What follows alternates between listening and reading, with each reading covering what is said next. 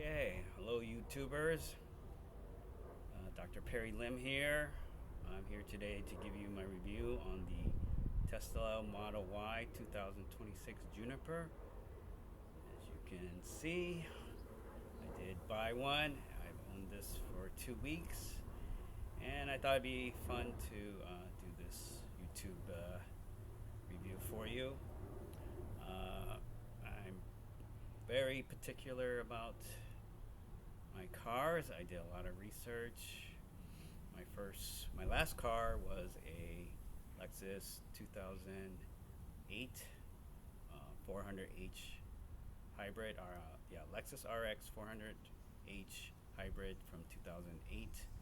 I owned that car for 18 years, so quite a long time. Cars are not, first of all, disclaimer, are not a good investment. So if you buy one, make sure you can afford it, and the best way is to do your research on the best car. Okay, so I'm going to give you my review on the Juniper Tesla Y 2026.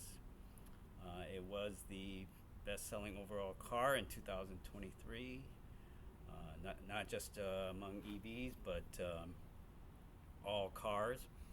And the Tesla Model Y was refreshed in 2025. This one is I bought in 2025, June 26, 2025, but it is a 2026 model. Okay. So Edmunds said it was the best car of 2025 that they've tested. I want to give you my review because I've pretty much I watched every YouTube video on the Tesla Model Y there is out there, and so I'm gonna save you time and because I saw all the videos and give you my opinion. Okay, so there are a lot of small complaints that I and other YouTubers out there agree. So I'm going to give you the common complaints, pros and cons. There are a lot of good YouTubers out there. I'm not going to try to emulate them. They're really funny, entertaining. If you have time, you can watch it. Mine is pretty straightforward review. Okay, so small complaints. First off is the door handles. You don't grab it like a normal car. You push the door in and then you pull it out. Okay, so first time you see a Tesla, a lot of people don't know what to do. Okay, so that is a complaint, but you get used to it. It's not the worst. Okay. Second, when you go inside the car, first thing you notice, there's nothing in there except the main console, which is pretty much an iPad. It's a nice screen, 15.4 inches, I believe, and that's it. So first time I was in one, I thought it was very simple, simplistic, minimalist, and that's what Tesla is going for. Okay, so you have to get over that. There are no buttons, handles. It's very minimal at all. The older versions had no stock on the cars or the Model Ys.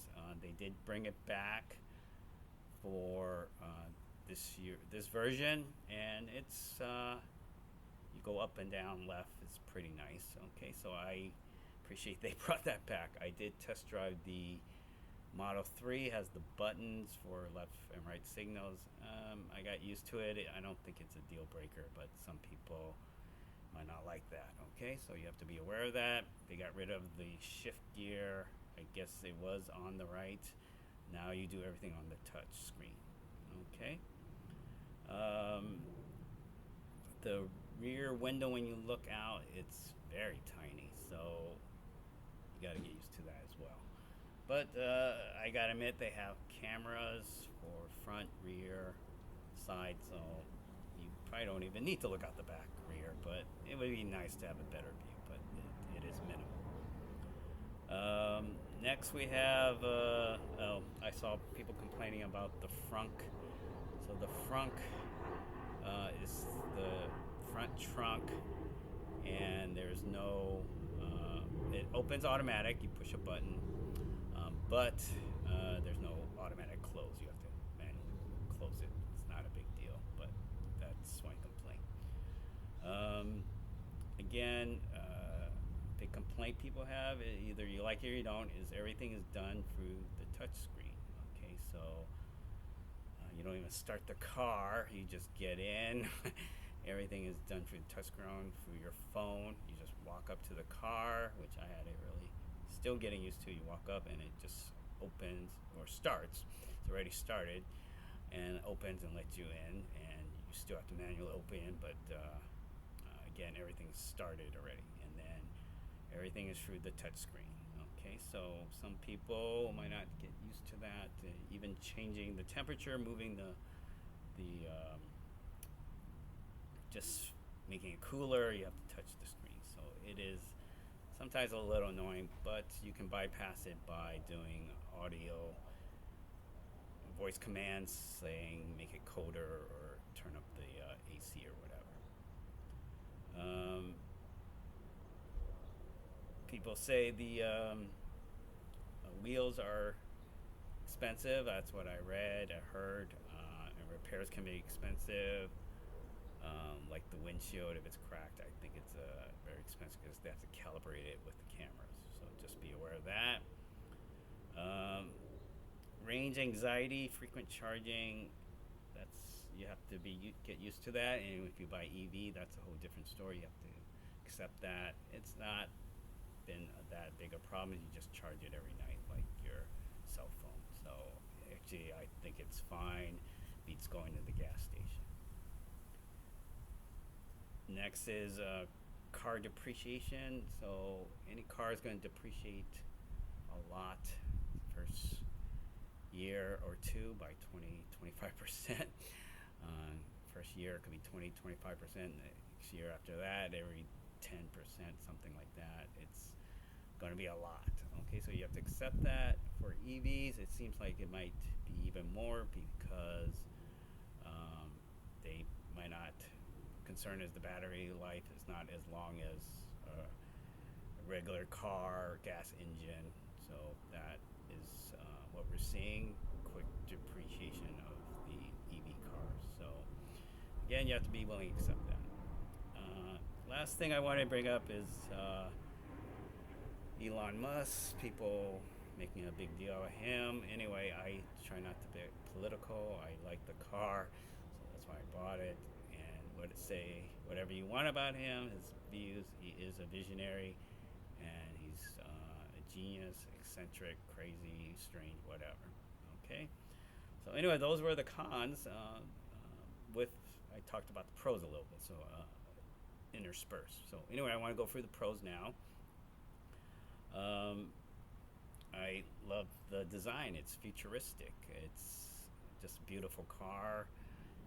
Some people thought they didn't like it, whatever. That's, again, individual opinion. To me, it's slick. I think it looks great. Okay, so you have to like it. They have the light bar, lights in front. So, again, it's individual choice, but I think most people agree that it's very slick, cool-looking car. Next is comfort and fast, quiet interior. I gotta admit, it is quiet in there. They put some double pane window in there. It's quiet. It's incredible. I didn't experience the previous versions, but I heard it was a little bit noisy, and you could feel the road and all that. Now they've worked on the suspension. It's very smooth, quiet, so I have no complaints. The interior, it's again minimalistic, but the materials look great. It's not quite a luxury car. It's around 50-60,000. Some cars go for 100,000, 150,000 easy, but the interior is quite nice and looks as nice as a luxury car interior. Again, you're going to save money on gas because of electric charging. I don't go to work very far, just 2 miles each way, honestly. So, but you can plug in and you don't have to worry about range too much. And you have to understand most people drive probably 40 miles total per day. If you plug it in overnight, 12 hours, you're going to get probably 40 miles. So you should be good to go. Um, I haven't had any problems. Of course, my situation is going to be different than yours, and you do need a dedicated outlet. I have a garage outlet, and I also have another outlet for my other EV car. The inside, the storage is incredible. Seats fold down, lots of room. Yeah, it's a SUV, but it looks like a sedan, honestly. But just incredible car and just very thoughtful interior. So I have no complaints. Let's see. Oh, yeah. Again, the tech. You're buying the car really for the tech more than anything else that I realized. The technology in this car is incredible. I've been playing around with the dash, the console, and really it's not a car. It's more of a computer and a toy, and just so many things you can do on it. I'm still learning. They just added AI Gronk, and you can talk to that for like a regular conversation. Anyway, the technology is incredible. It's better than I think any car manufacturer out there, and the FSD, which I want to talk about now, full self-driving, it's incredible, amazing. First time I got in, I thought, man, this is incredible. The technology future is here. I used to commute to LA when I was a medical student, back and forth when I went, and the ride was 7-8 hours. I came back home for holidays, summer, and all that. And always wish that the car would drive itself. So here we are. It's amazing. I'm just loving it, and I can't say enough. I know people are complaining. There are some hiccups here and there, but yeah, it's incredible. You're nitpicking at this point, and it's all legal problems that people are talking about. But right now, it's level 2. I think it should be a 3, 4. 2 means supervised, and they already have the robo taxi, and that's level 4. So we're not far from there. Again, you have to be responsible and stay awake and supervised. Okay, so I'm waiting for the day where I can just fall asleep in the back seat and the car takes me and I wake up and I'm there. But we're not quite there, but we're getting really close. Again, everything is done through the phone, the app console. Again, you get used to it. I love that you can just have your phone and walk up. The trunk, you can just walk up and it'll automatically open. Again, there's so much technology here. You have to be really used to that. Otherwise, you're not a tech person. You're going to struggle. Okay? Another reason this car is great is the Sentry mode. It's great. You can monitor everything. It has dash cam. There's an accident. But for me, the Sentry mode was important. My last car got keyed, vandalized very bad. I was pretty upset.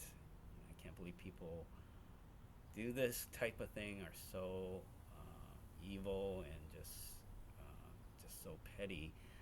But having Sentry monitoring my car is just something that gives you peace of mind. So I really appreciate that, and that was another reason I wanted to get that. Most cars are keyed. I did not realize about 15% cars get keyed, so pretty high. People see you have a nice car, they're gonna key you. Okay, but Tesla, you can see them and discourage hopefully that type of activity.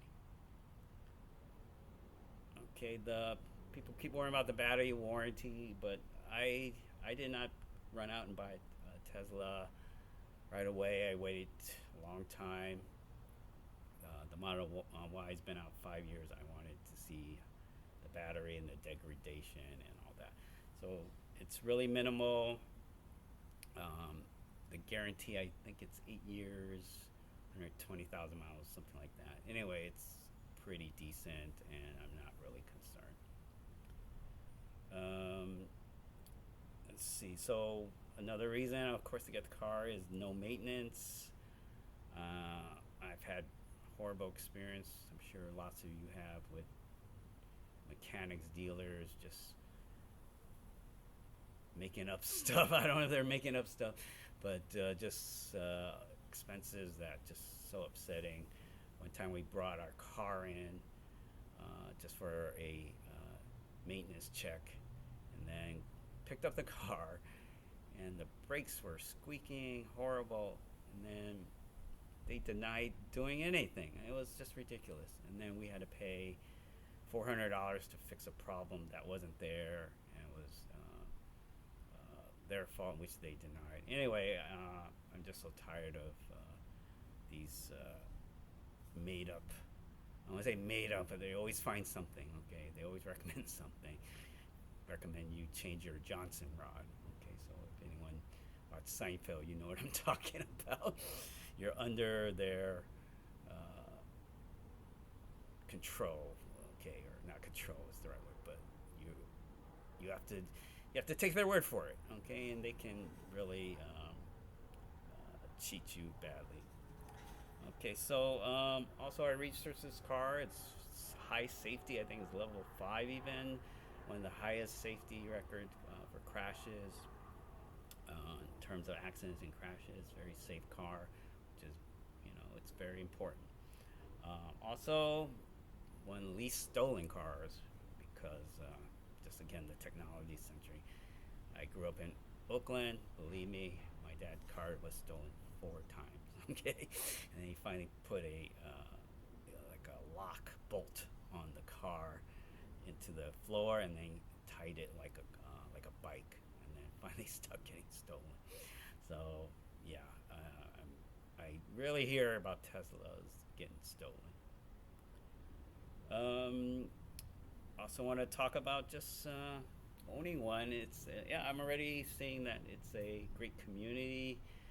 It's kind of like the Apple ecosystem. Once you join, it seems like you're part of a group. You could call it fanboys, whatever, but they're passionate about their cars. They're Tesla, and they love their cars. So nothing wrong with that. Okay, I'm not a car enthusiast, but I appreciate this car, and I want to take care of it and enjoy, reading, watching videos about people taking care of their cars and discussing it. So, yeah, again, I've watched every YouTube video, and yeah, they're fun. So, yeah, you should get one. Okay, so yeah, again, that was my my last point. It's just a fun car to try. Okay, I think you can't say any more than that. Okay, so I'm not into performance, high speed cars, sports cars. I like comfort, luxury cars. I actually like really small cars. My wife and I are small. We like smaller cars, okay? But I almost got a Model 3, but that one's is a little bit lower the ground, more sporty. It was a nice ride as well. I think that's a good car if you're just doing daily commutes. But wanted a car also to travel and good storage. So that's why I decided on the Model Y. And I'm looking forward to do all this car camping, car tripping that other people on YouTube have done. So I'm looking forward to that. Again, I can't emphasize enough. It's just fun to drive, and that's really the most important thing when you buy a car. So, yeah. Okay, so I just wanted to. I did some research on some of the major car not manufacturer, but auto people that review cars, like Edmunds. Okay, they're pretty big, and they said it was one of the best cars they reviewed in 2025. They said the previous model was atrocious ride quality, but now the update has smoothed out, and it's the quietest and most comfortable vehicles on the road today. And that's what I said, and I agree Okay, car and driver. They said long EPA estimates, strong acceleration, quiet interior than previous models. So again, repeating. And they did complain about too many controls on the touchscreen.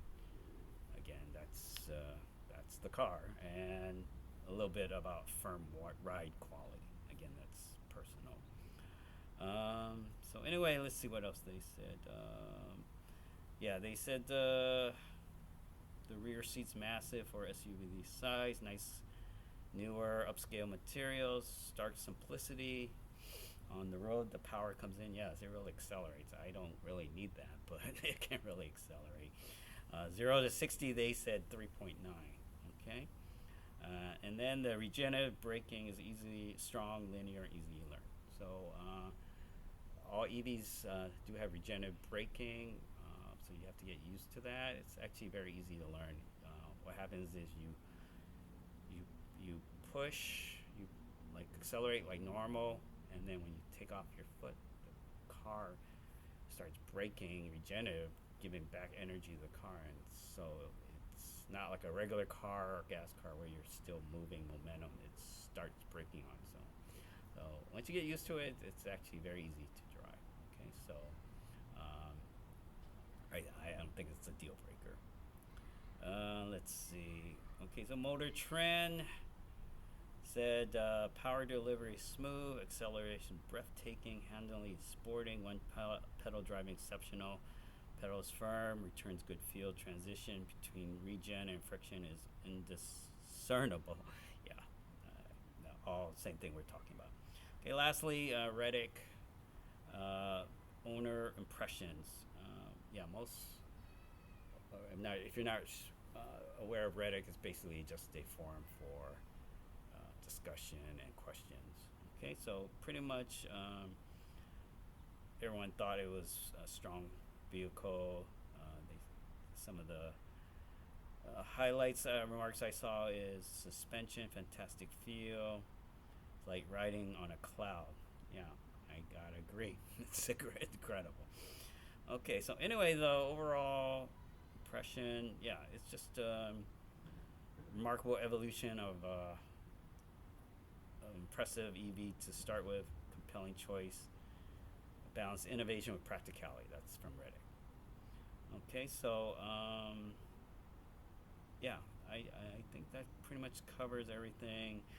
For me, I just want to say again, it's refined, smooth ride, enhanced interior quality, strong acceleration, solid driving dynamics, robust range. Yeah, I forgot to mention, yeah, 327 is what I heard for the all-wheel drive. The rear-wheel drive gives you more. I actually wanted a rear-wheel drive, but the all-wheel drive is easier to get. It's more common, more popular. 70% of people get the all-wheel drive. So, but I live in California. There's no snow, road issues, so you might consider the rear-wheel drive if you want to save. I believe it's 4,000 difference. Okay. You just get a little more acceleration from the all-wheel drive, but honestly, you don't really need it. Okay, so again, improved utility, minimalistic Tesla flair. Okay, they're gonna stick with it, I think. So my overall recommendation is thumbs up. I couldn't be happier. You could say it's my dream car, not because the car itself, but what the future of full self-driving and just the technology. For me, it's been 18 years.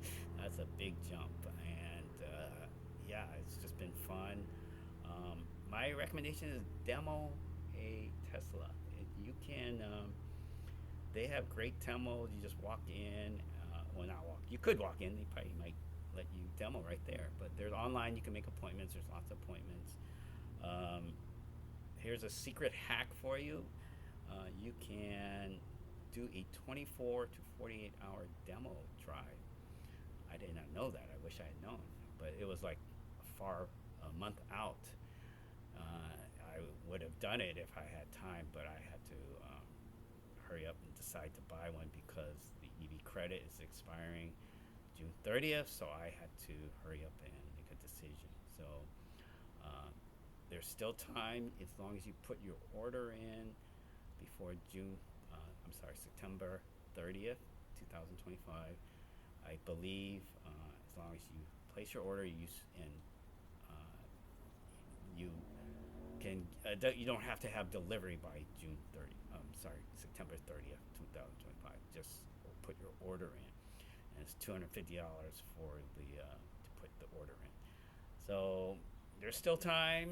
7,500 is a pretty good deal if you qualify. Okay. Um, yeah. So that's it. I hope you found this video helpful. Please like and subscribe. God bless, and see you at the next video. Take care.